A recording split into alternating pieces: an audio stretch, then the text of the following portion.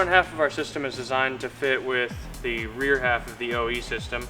If you look on your OE system, you've got these 3 sets of dimples. It's designed that if you cut it right there on the center, you can use the front half of our system, and then later on, if you want, you can upgrade to the full system, or other way around, if you wanted to use the axle back portion and continue to use the front section of your OE system, you've got that option as well.